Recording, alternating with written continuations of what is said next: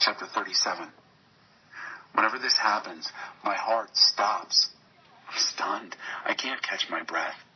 Listen to it. Listen to his thunder, the rolling, rumbling thunder of his voice. He lets loose his lightnings from horizon to horizon, lighting up the earth from pole to pole. In their wake, the thunder echoes his voice, powerful and majestic.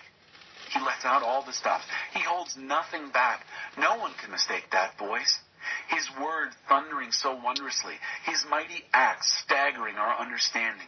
He orders the snow blanket the earth, and the rain soak the whole countryside. No one can escape the weather. It's there. And no one can escape from God.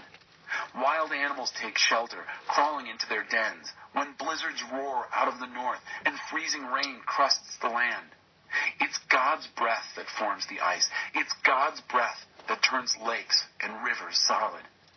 And yes, it's God who fills clouds with rainwater and hurls lightning from them every which way. He puts them through their paces, first this way, then that, commands them to do what he says all over the world. Whether for discipline or grace or extravagant love, he makes sure they make their mark. A terrible beauty streams from God. Job, are you listening? Have you noticed all this? Stop in your tracks.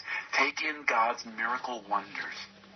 Do you have any idea how God does it all? How he makes bright lightning from dark storms? How he piles up the cumulus clouds? All these miracle wonders of a perfect mind. Why, you don't even know how to keep cool on a sweltering hot day. So how could you even dream of making a dent in that hot, blue sky? If you're so smart, get so less than how to dress up. Where is the dog you can't figure it out? Do you think I'm dumb enough to challenge God? Wouldn't that just be asking for trouble? No one in his right mind stares straight at the sun on a clear and cloudless day. As gold comes from the northern mountains, so a terrible beauty streams from God. Mighty God, far beyond our reach, unsurpassable in power and justice. It's unthinkable that he'd treat anyone unfairly. So bow to him in deep reverence, one and all. If you're wise, you'll most certainly worship him.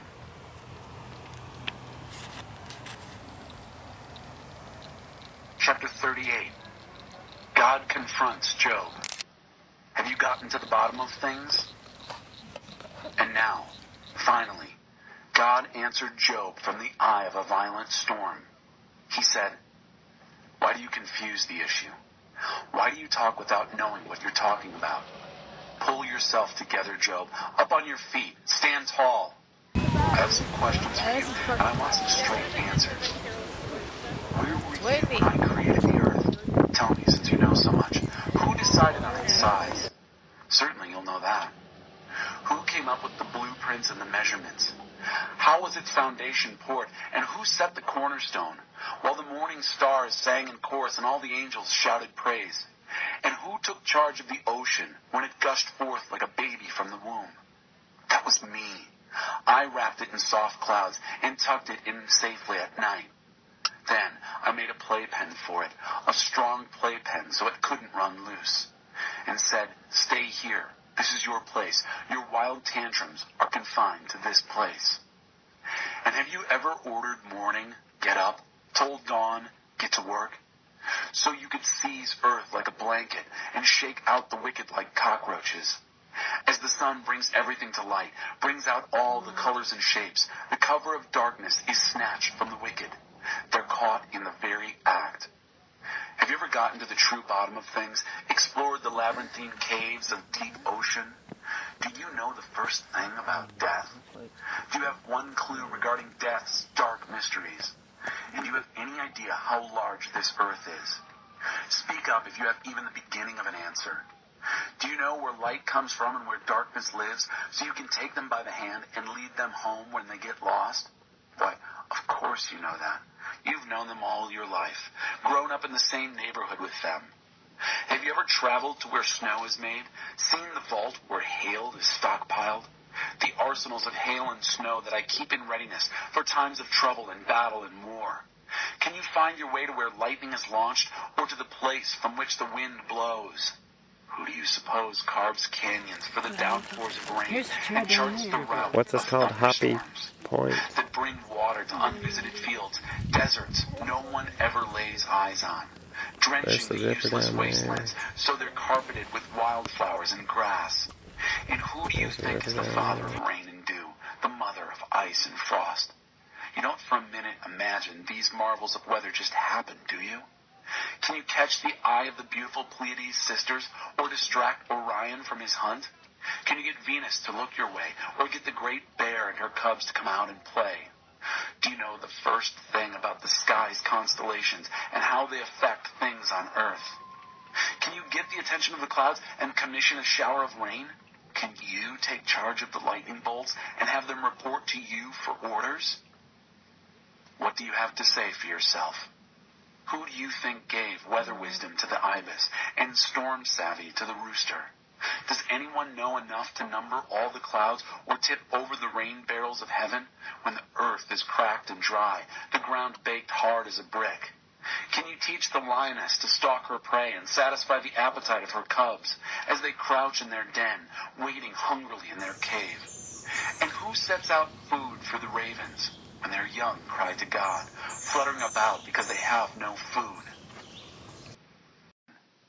Do you know the month when mountain goats give birth? Have you ever watched a doe bear her fawn? Do you know how many months she is pregnant? Do you know the season of her delivery, when she crouches down and drops her offspring? Her young ones flourish and are soon on their own. They leave and don't come back. Who do you think set the wild donkey free, opened the corral gates and let him go? I gave him the whole wilderness to roam in, the rolling plains and wide open places. He laughs at his city cousins, who are harnessed and harried. He's oblivious to the cries of teamsters. He grazes freely through the hills, nibbling anything that's green. Will the wild buffalo condescend to serve you? Volunteer to spend the night in your barn? Can you imagine hitching your plow to a buffalo and getting him to till your fields?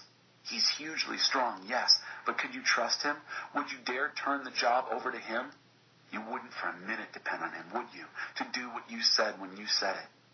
The ostrich flaps her wings futilely, all those beautiful feathers, but useless. She lays her eggs on the hard ground, leaves them there in the dirt, exposed to the weather, not caring that they might get stepped on and cracked or trampled by some wild animal. She's negligent with her young, as if they weren't even hers. She cares nothing about anything. She wasn't created very smart, that's for sure. Wasn't given her share of good sense. But when she runs, oh, how she runs, laughing, leaving horse and rider in the dust. Are you the one who gave the horse his prowess and adorned him with a shimmering mane? Did you create him to prance proudly and strike terror with his royal snorts?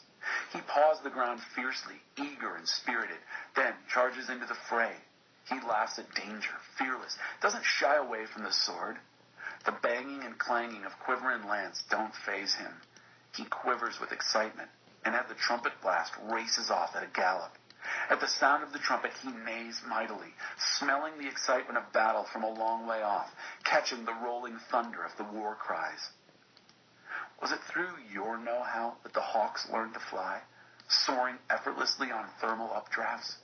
Did you command the eagle's flight and teach her to build her nest in the heights, perfectly at home on the high cliff face, invulnerable on pinnacle and crag? From her perch she searches for prey, spies it at a great distance. Her young gorge themselves on carrion.